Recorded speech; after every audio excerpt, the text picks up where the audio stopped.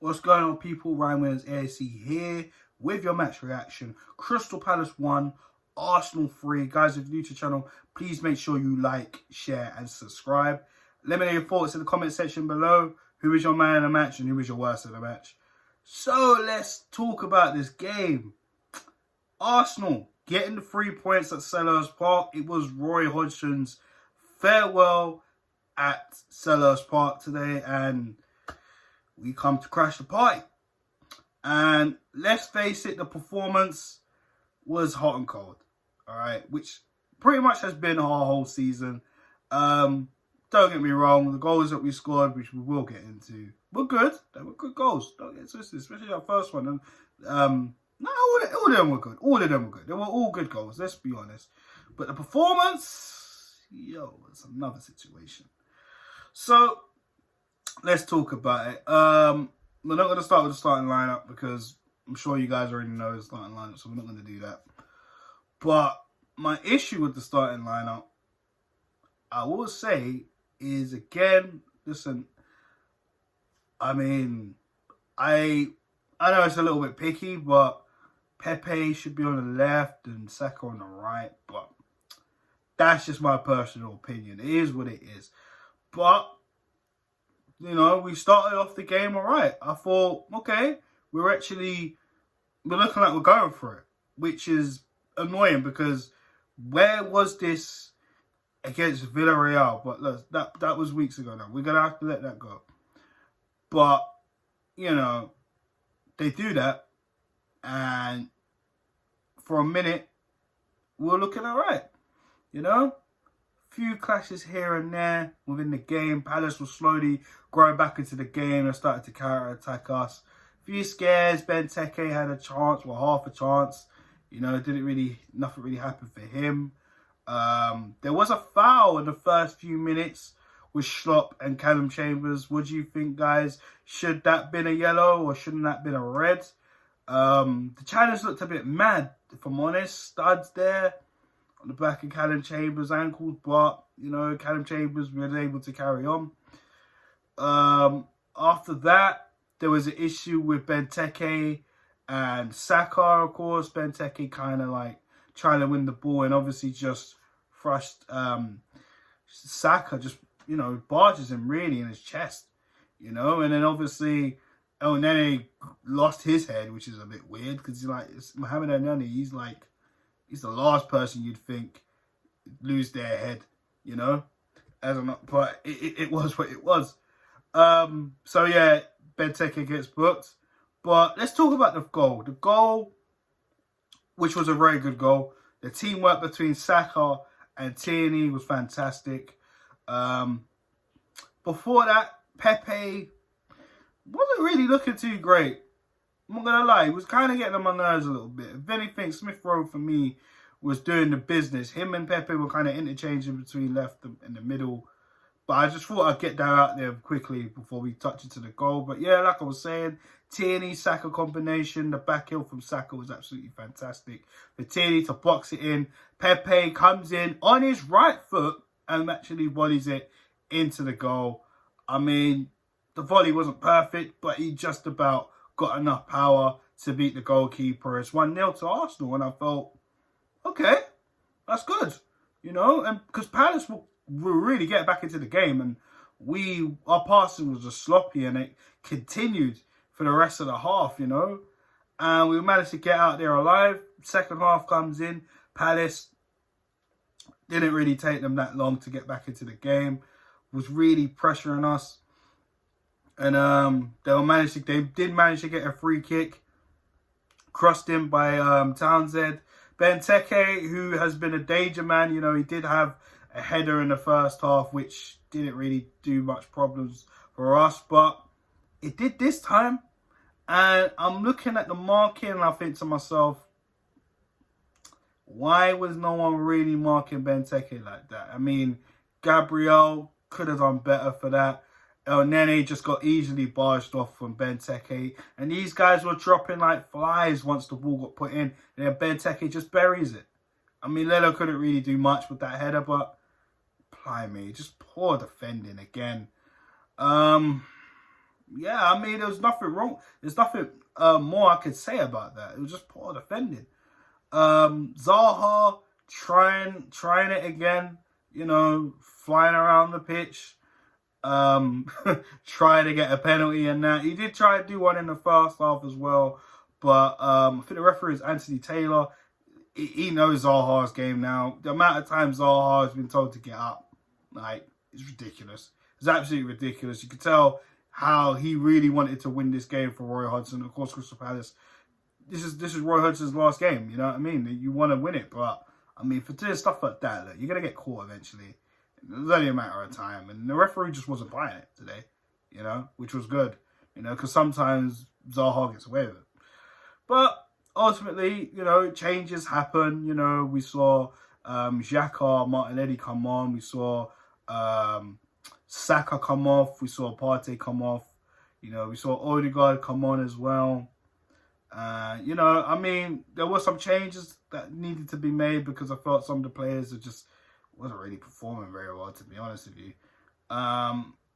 Odegaard literally pops up within the last 10 minutes of the game, finds Martinelli making a run, back post, literally it was a great cross from Odegaard, to find Martinelli's run. Martinelli comes in, beats the defender, the ball hits his hip, manages to take it down and basically just toe punts it in the goal.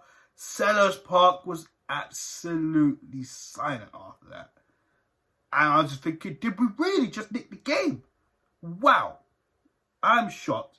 But I'm very happy that Gabriel Martinelli was able to come on the pitch, literally his first shot on goal, and gets it in. Well done for Odegaard in the assist, and great vision by him, of course. And Martinelli, the little poacher that he is, I've been saying this, guys, before. Keep him on the wing. Forget the experiment playing him centre forward. Maybe later on in his Arsenal career, once he gets more used to the Premier League and actually plays more games, we could try it out. Maybe. But just keep him on the wings for now. It's looking good. It's looking good. And then Nicolas Pepe, I mean, again, I said it to you earlier, guys. Before he got his first goal, he wasn't really doing too much good. For months, he was just trying to do these Hollywood passes, these little flicks. I just thought, be simple, Pepe. Be simple. And Zaha was troubling him majority of the game because Zaha did have to come back and defend that a few times, But Pepe literally just ran through like 2 or 3 defenders, fake shot, and actually buried it in the bottom corner. And the game was done. The game was done. And that was literally in the dying minutes of stoppage time. So I have to say, I'll take my hat off to Gabriel Martinelli and Pepe. I mean, boys, you done well. And these are 2 players who don't play enough. And I do criticise Pepe a lot. Not because of the price tag, because that's not his fault. It's just sometimes his awareness in the game. I just feel like, bro, you need to wake up. You need to get into the game. You need to be doing more. And like I said, I mean, he started the game off. He didn't really look too great. Once he got his goal, he got a little bit more confident. And, it showed that for the final and third goal. So, hats off to Pepe. If anything, I'll probably edge giving him man in the match, to be honest. I would have gave it to Smith Rowe, but I felt Smith Rowe kind of disappeared a little bit during the game. He did have a very good first half, that I'll give Smith Rowe that. He did. Worst player, and I always do my worst and my man in the match, guys. It has to be up. For me, it has to be Rob Holding, man.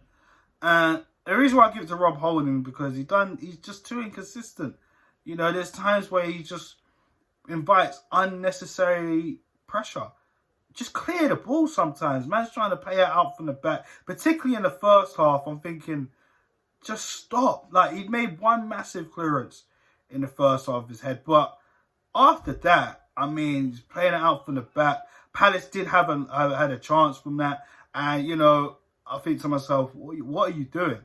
He was driving me insane in the first half. Second half, still not that great. You know, I mean, he did okay for Zaha, but I think Zaha made him more of a meal out of it when he was trying to fly around in the penalty box.